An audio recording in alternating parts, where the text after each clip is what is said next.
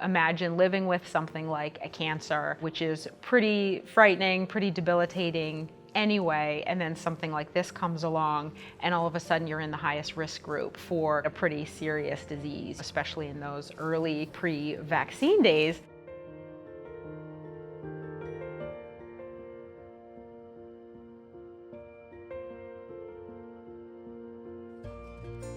A lot of folks were surprised that we were still coming out and delivering, but just really, really thankful that we were enabling them to stay at home. A lot of our clients would struggle to get to the grocery store or to access food through other sources anyway. You know, they're really with us because in a lot of cases they're out of other options.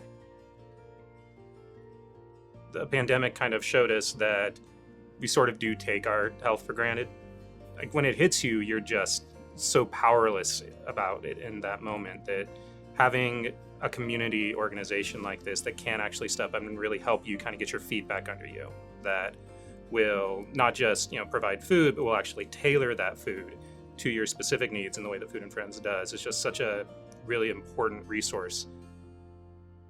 For those who did come in, it was really a blessing because I only have 5 people on staff. We put out over 1.3 million meals each year.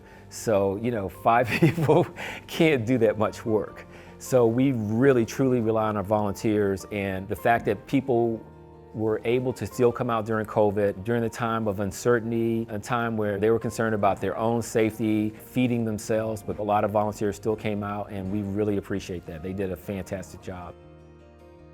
When I think about Alvin and Jeffrey, I think about seeing them almost every day in a period of life when I was seeing very few other people, especially people who didn't work or volunteer at Food and Friends. All of our volunteers are heroes and deserving of honor. Alvin and Jeffrey really stood out. So Jeff and Alvin, I refer to them as the dynamic duo because they work in conjunction, they work independently. They're here at least 3 days a week working the 6 a.m. shift. They are true leaders. Of course, at Food and Friends, all of our volunteers are outstanding, but these guys are outstanding amongst the outstanding volunteers. They give so much. They're consistent. They never missed a beat during the pandemic. They're always here for Thanksgiving. I almost feel like they're a part of the staff. The energy that they bring to the building, you can't pay for that. It's just a beautiful thing.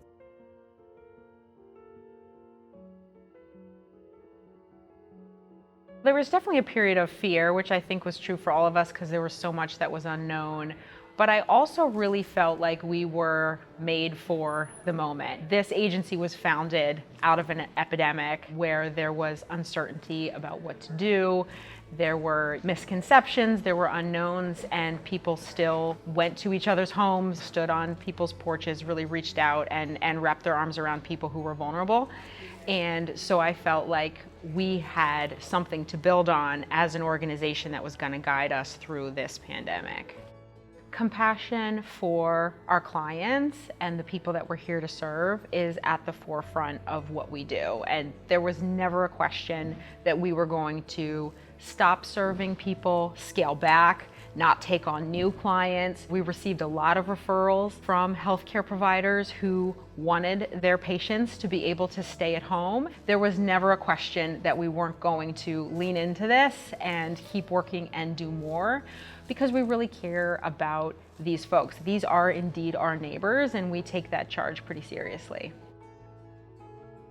You see the impact of what you've done. You can really see tangibly what was actually done. And I work on computers. I don't really get to see the impact of that. This is an actual tangible benefit that you really see. I mean, yeah, those 5, 6, 7 racks of food when we're all done that we did. Yeah, that we did. We took care of all of that. Yeah, that is actually pretty good. Yeah.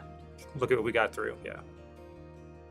What was most striking to me in the past 2 years was the support of our community. I can't say I was surprised, but I was worried about what all of these disruptions would mean for Food and Friends and our ability to do this work. And we would hear from donors and supporters. People would send us emails and letters, and of course send us the support. And just hearing that response from the community and knowing that we had this, engine of people behind us who believed in this work and were really doing it with us, even if we weren't seeing them, that's what kept us going through the past 2 years.